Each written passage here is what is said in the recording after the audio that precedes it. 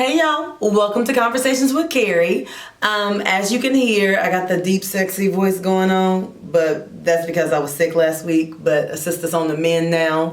And I come into y'all with a brand new book review. So excited to talk to you today. But first, you already know what I'm going to say. I'm going to say, did you go to carrielee.com?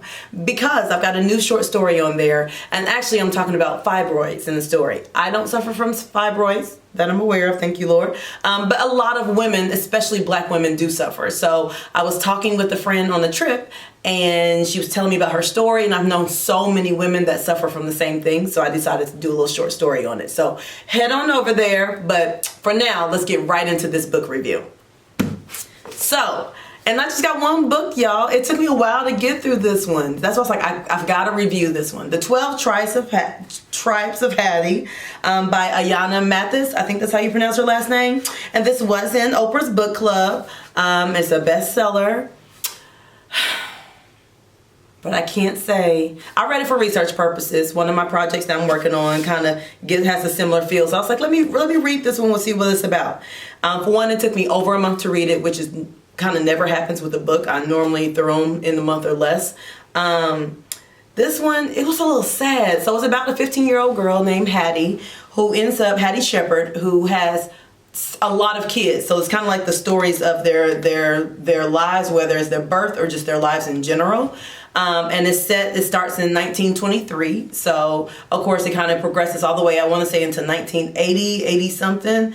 And it also goes all the way to her grandchild. So I understand that back then relationships, especially for black men and women, were just very different. I get that. There's a lot of religious undertones throughout here, but I won't say in a positive way. To be honest, after I read the book, I was just like, this is a little depressing. I kept waiting for, like, as it's talking about each child that she has, I kept waiting for, like, there to be some type of climax. But each child kind of had their own story, but she never circles back around to talk about the kids. Like, each child is just a chapter, and while maybe a younger child may reference the older, but I kept kind of having to go back. And each chapter is also has a year with the name, and I was kind of like, okay, so hold on, that's Belle, but what happened to Floyd? And then, okay, but what happened to Ruthie?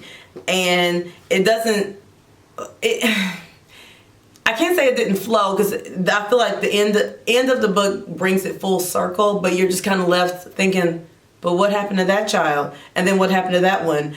And again, it deals with a lot of mental health issues, and it also talks about, like, the mother really is the pillar of the family. And in Hattie's particular case, I hope this is not a spoiler alert. In the very beginning of the book, she loses her first two kids. They were twins, and she loses them to pneumonia. And basically that trickles down literally to every child. It's almost like she just couldn't love each child after that. She was afraid to love them completely. And she just made some really hard decisions. She gives one child away to her sister. She sends one child away. But all of her kids had some type of, like, mental concern, which it got me to thinking about, like, generational curses, or just how things are passed down through generation, whether it's alcoholism, it's gambling, just different things always passed along.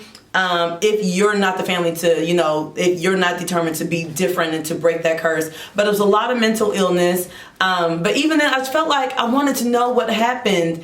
And it's a lot of talking around the issue, if that makes sense, which I feel like that was something that happened back in the culture. So I feel like she's writing appropriately for the time. But I wanted to know, so, okay, this man was living as a closeted gay man. Then what happened?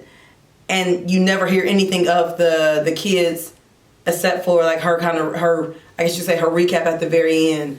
I wanted to love this book. Y'all, I struggled with it, though. I can honestly say I don't recommend this book.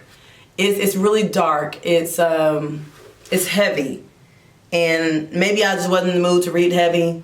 So I'm definitely about to choose a lighter book. But it was just heavy. I don't know.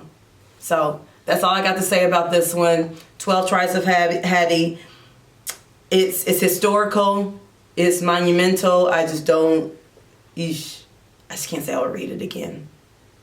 So thank y'all for listening in. I would love to know if you feel a different way. If you're like, oh my gosh, Carrie, I love the book. I want to know what you loved about it. So leave me some comments down below. Tell me your thoughts. Send me to some other reviews. I can't recommend this one. All right, y'all. Until next time, take care.